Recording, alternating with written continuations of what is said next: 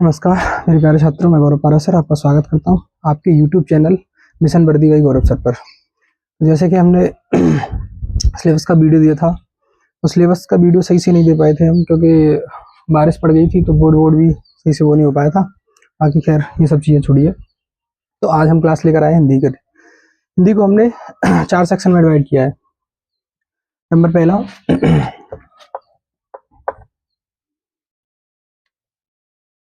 व्याकरण, नंबर दूसरा शब्दावली,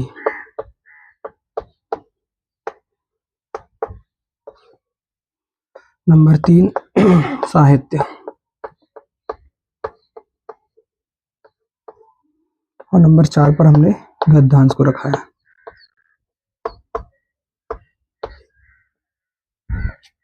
व्याकरण में हम हिंदी के जो व्याकरण वाले चैप्टर हैं, वर्णमाला हुआ, संधि हुआ, समास हुआ, और आपके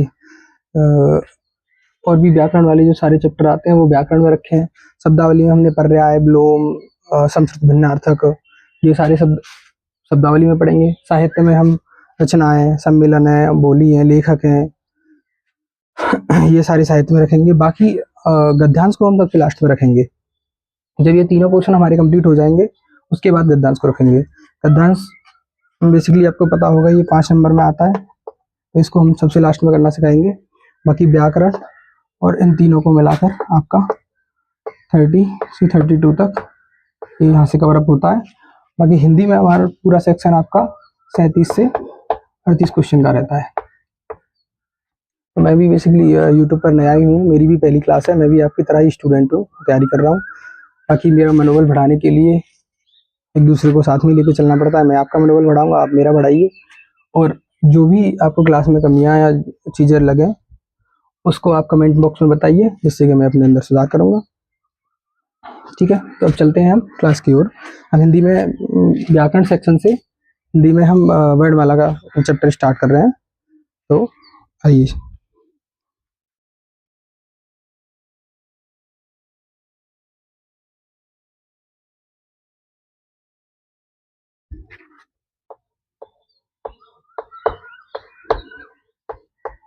वर्णमाला,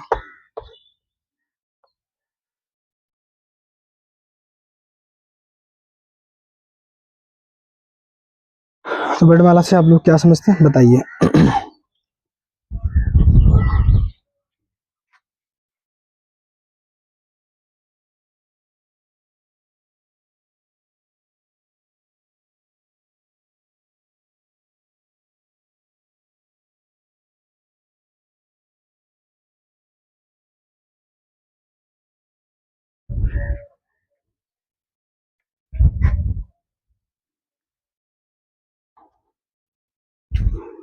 वो थोड़ा सा कैमरा चेक करने गया था, आज है नहीं है कोई मेरे साथ, इसलिए क्योंकि कल मैंने वीडियो शूट की थी, उसमें बीच में कॉल आ गया और वीडियो पॉज हो गई और वो पूरी वीडियो बेकार चली गई। मुझे लगा रिकॉर्डिंग हो रही है और मैं वीडियो बनाता रहा, इसलिए मैं थोड़ा सा फ्लाइट मोड पर डालने गया था फोन को। चलो, वर्णमाला, वर्णों के व्यवस्थित समूह को वर्णमाला कहते हैं। देखिए, वर्णों के व्यवस्थित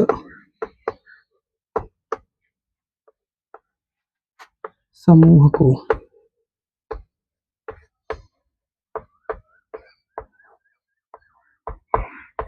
वर्णमाला कहते हैं।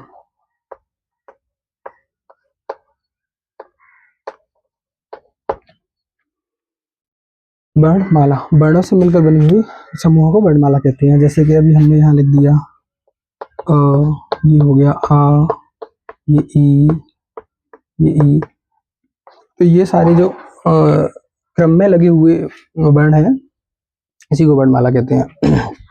बेसिकली वर्णमाला को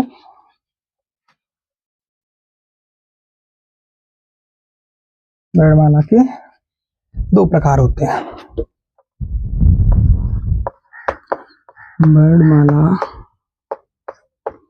के 2 प्रकार होते हैं या दो प्रकार के वर्णों से मिलकर बनी होती है। नंबर 1 हमारा हो जाएगा स्वर, नंबर 2 हो जाएगा व्यंजन। इसमें भी हम आपको बताएंगे। ये वैसे 33 होते हैं, ये आपके 11 होते हैं, लेकिन इसमें 2 अयोग वहां जोड़ देते हैं तो ये 13 हो जाते हैं। ठीक है, आज हम पढ़ेंगे स्वर के बारे में। आप नोट डाउन करते जाएं साथ ही साथ। अगर स्पीड या वो ज़्यादा लगे तो आप स्क्रीनशॉट दे सकते हो, बाकी कमेंट में बताना कि चीज़ें कैसी हैं, क्या है। ठीक है, माइक चल रहा है या नहीं? चल तो रहा है, कल माइक भी ऑफ हो गया था।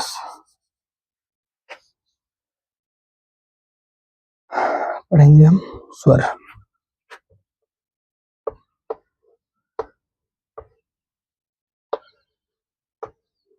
नंबर 1 स्वर। स्वर की डेफिनेशन बताइए। स्वर की परिभाषा किस किस को आती है? एकदम जीरो से लेके चलेंगे, बेसिक से, क्योंकि हमारे साथ नए भी साथी हैं जो 2026-27 वाला जो वैकेंसी आने वाली है इसकी तैयारी कर रहे हैं, तो बिल्कुल लो लेवल से लेके चलेंगे। बाकी हमारे पास टाइम इनफ है, कोई दिक्कत नहीं है। आराम से एग्जाम तक प्रैक्टिस एंड सिलेबस कंप्लीट हो जाएगा सारी सब्जेक्टों का, तो आप उसमें उसकी टेंशन आप ना लें। स्वर की डेफिनेशन, जो वर्ण स्वतंत्र रूप से बोले जा सके, यानी उसमें कोई अवरोध ना हो, उन्हें हम स्वर कहते हैं। डेफिनेशन आप लिख सकते हो एक बार। जिन वर्णों को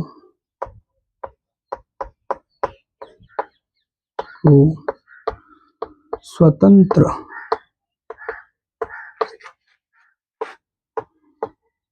रूप से बोला जा सके, उनको स्वर कहते हैं। जिन वर्णों को स्वतंत्र रूप से बोला जा सके, यानी कोई अवरोध ना आए, उन्हें हम स्वर कहते हैं। ठीक है, अब स्वर के स्वरों का वर्गीकरण किया गया है, वो हम आपको बताएंगे कि स्वरों का वर्गीकरण कितने प्रकार से होता है। तो सबसे पहला नंबर लिखेंगे स्वरों का वर्गीकरण मात्रा के आधार पर।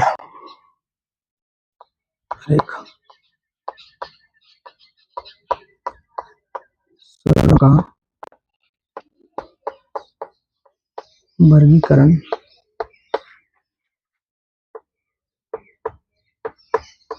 मात्रा के आधार पर। नंबर पहला ह्रस्व स्वर। स्वरों का वर्गीकरण मात्रा के आधार पर 3 प्रकार से होता है। पहला ह्रस्व स्वर, आपका दूसरा हो जाएगा दीर्घ स्वर, और नंबर 3 हो जाएगा प्लुत स्वर। प्लस स्वर वैसे हिंदी में यूज नहीं होते हैं, संस्कृत में यूज होते हैं, लेकिन टाइप इसके 3 होते हैं, तो हम मात्रा के आधार पर आपको बता देते हैं, क्योंकि कभी एग्जाम में जैसे आ भी जाता है तो उसके लिए आपको दिक्कत ना रहे, आप ऑप्शन देखकर लगा दें। ठीक है, एग्जाम्पल दे देंगे आपको, जिससे आपको कोई आगे दिक्कत ना रहे। बाकी बीच बीच में मैं वीडियो देखता रहूंगा, कल की तरह ना हो जाए मेरे साथ। ठीक है, ह्रस्व स्वर। जिन स्वरों को बोलने में कम समय लगता है, यानी एक मात्रा का समय लगता है, उन्हें ह्रस्व स्वर बोलते हैं। इनकी संख्या 4 होती है, और इन्हें या इसमें लिख लो मूल स्वर भी बोलते हैं। ये मूल स्वर भी होते हैं, ये मूल स्वर भी होते हैं। ठीक है, अब ये कौन कौन से होते हैं? छोटा आ, छोटी ई, और आपका छोटा ऊ, और ये आपका ऐसी। अब दीर्घ स्वर, ये आपको अच्छे समझ में आ गया। ह्रस्व स्वर, जिन स्वरों को बोलने में कम समय लगता है, या एक मात्रा का समय लगता है उन्हें ह्रस्व स्वर कहते हैं। इनकी संख्या 4 होती है, छोटा आ, छोटी ई, छोटा ओ और डी, इन्हें मूल स्वर भी बोलते हैं। नेक्स्ट अब आते हैं हम दीर्घ स्वर पर।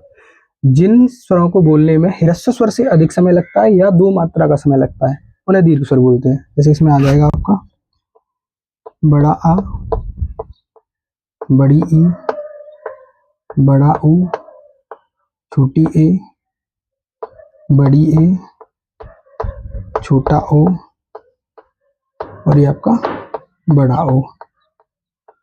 कितने हो गए? 4 और 3 7 ही हो गए। यहाँ लिख दो इस पर 7, ये 7 होते हैं दीर्घ स्वर। 4 ही हो गए ह्रस्व स्वर, 7 दीर्घ स्वर, टोटल 11। 2 अयोगा होते हैं, उन्हें भी पढ़ाऊंगा। पहले स्वर में होता है कि दीर्घ स्वर से अधिक समय लगता है, यानी इसमें 2 मात्रा का लग रहा है, इसमें 1 मात्रा का। प्लस स्वर में लगेगा 3 मात्रा का या अधिक, जैसे सांस को खींच के बोलते ना ओम, ये इसका एग्जाम्पल हो जाएगा। रुको मैं लिख के बताता हूँ आपको।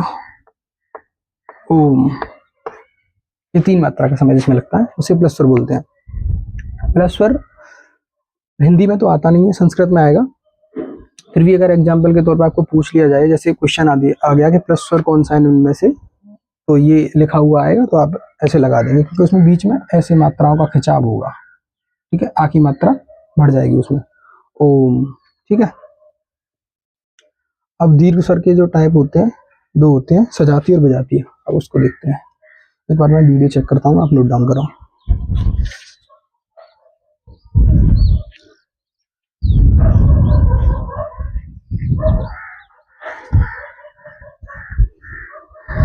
चलो चल रहा है, माइक भी वीडियो भी ठीक है दोनों।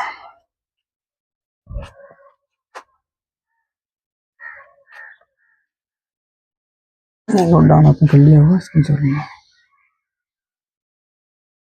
अब इसमें दीर्घ स्वर है ना जो, उसमें 2 होते हैं उसके टाइप।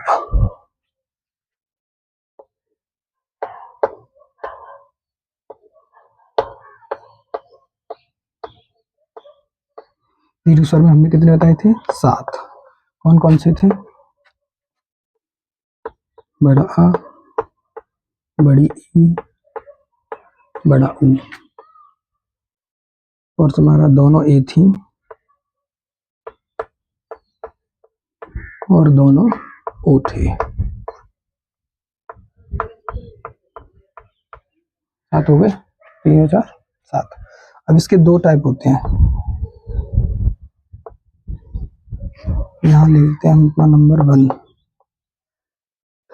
इसका पहला टाइप होता है सजातीय स्वर।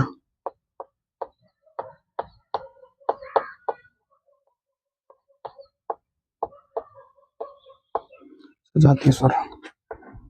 और दूसरा नंबर होता है इसका विजातीय स्वर।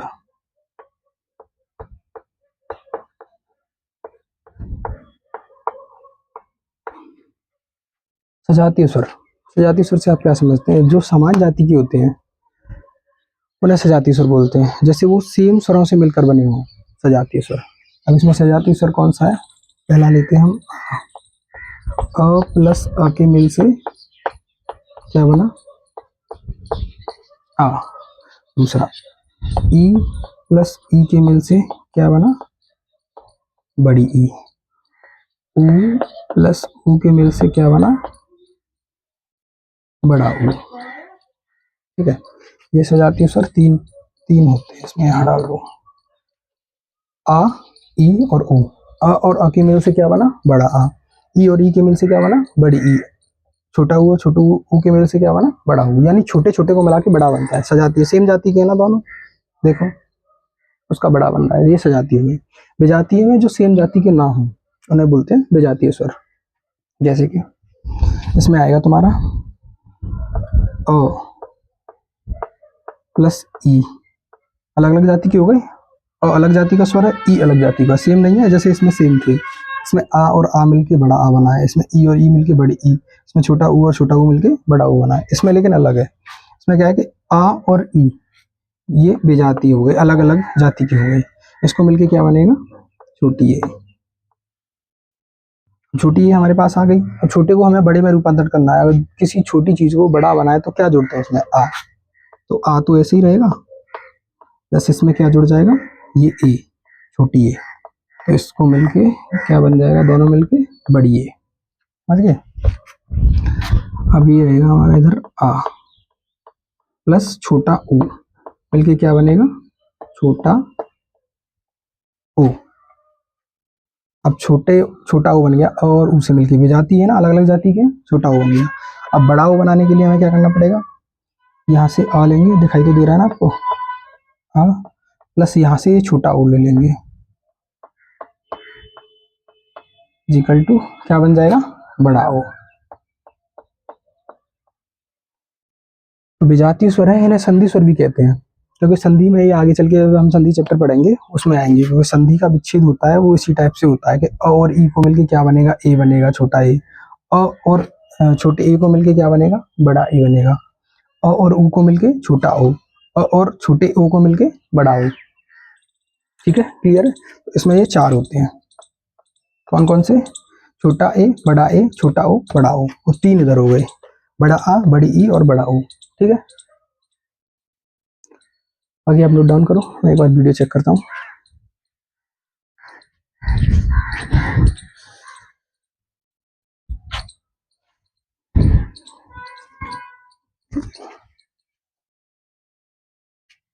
चलो, सब ओके है।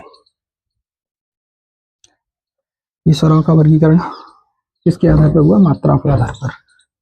कितने टाइप से हुआ था, तीन टाइप से, ह्रस्व, दीर्घ, प्लुत।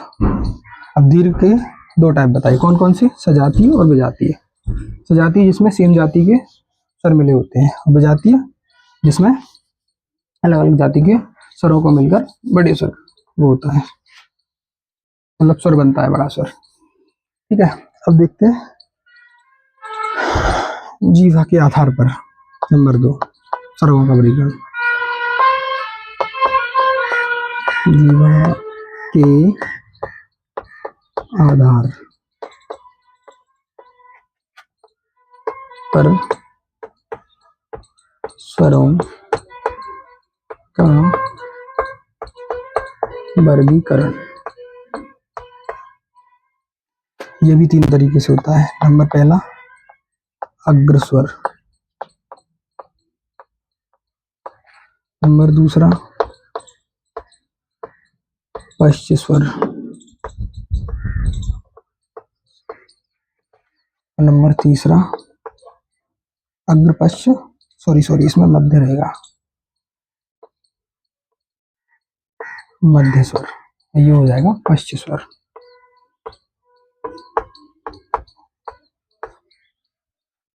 अग्रस्वर, अग्रस्वर की एक ट्रिक लिख लो यहाँ, अग्रीय, पे याद रहेगा। अग्र का मतलब जो जीव के आगे वाले हिस्से से बोले जाते हैं उन्हें अग्रस्वर बोलते हैं। इसमें क्या आएगा, अग्रीय, ई और ए दोनों, ई, छोटी ई, बड़ी ई और दोनों ए, अग्रीय। इससे याद रहेगा, अग्रीय, ई दोनों ई और ए, ई। ठीक है, अग्रस्वर इसमें चार होते हैं, चार स्वर ही तो हुए, दोनों ई और दोनों ए। मध्य स्वर में आपका अ आएगा। मध्य स्वर मतलब जीव के बीच वाले हिस्से से जो स्वर बोले जाते हैं उसे मध्य स्वर बोलते हैं।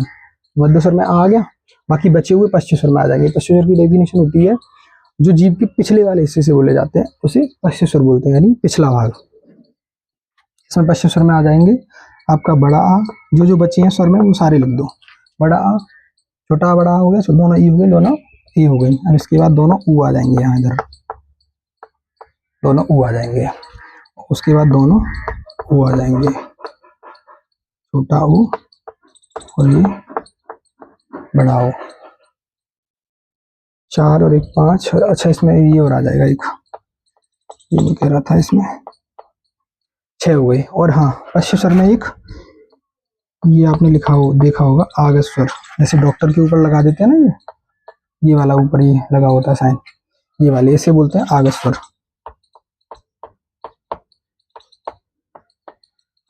ये भी पश्च स्वर में आएगा, आगस स्वर। आगस स्वर यानी आया हुआ, ये हिंदी वर्णमाला में तो नहीं था ये, लेकिन अंग्रेजी से आया हुआ स्वर है आगस स्वर। ठीक है, अगर कोई पूछे तो पश्चिम में आएगा ये आगस स्वर। ओके, आप नोट डाउन करो। इसमें आपका सर में मैंने आपको अयोगवाह और बताने थे, मैं यहाँ नोट डाउन कर देता हूँ, आपने देख लिए। ये आपने देखा होगा एक अंग होता है और एक अंग होता है। जो मैंने 11 स्वर और 2 अयोगवाह बताए थे ना, 13 होते हैं टोटल। तो इसमें एक अंग होता है और एक अंग ये वाला, तो इसे तो बोलते हैं अनुस्वार और इसे बोलते हैं विसर्ग। एग्जाम में आपको सीधा ऐसे भी दे सकता है, जैसे ये अंग वाला ये साइन दे देगा, ये किसका साइन है तो अनुस्वार पूछ सकता है। और विसर्ग का आपको देखो ऐसे भी दे सकता है कि ये इसका साइन है, ऐसे भी पूछ सकता है, तो ये विसर्ग। ठीक है, ये मत सोचना कि अंग लिख के आए तभी आप मानो कि विसर्ग है। बाकी इन दोनों को मिला के क्या बोलते हैं, अयोगवाह। ये अयोगवाह होते हैं दोनों,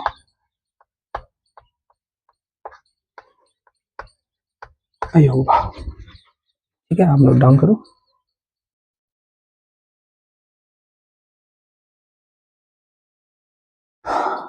बाकी आपको 2-4 पॉइंट लिखाना और रह गया है, वो और आप लिखो, फिर उसके बाद सर से ही अपना कंटिन्यू करते हैं। सर का ये रह गया आपको लिखाना, भाषा की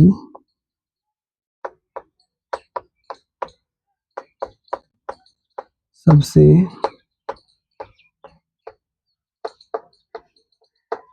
छोटी मौखिक इकाई।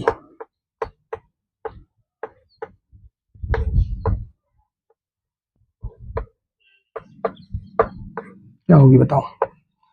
भाषा की सबसे छोटी मौखिक इकाई, मौखिक इकाई जिसे हम बोल सकते हैं, यानी लिखित में नहीं है। मौखिक इकाई क्या हो जाएगी?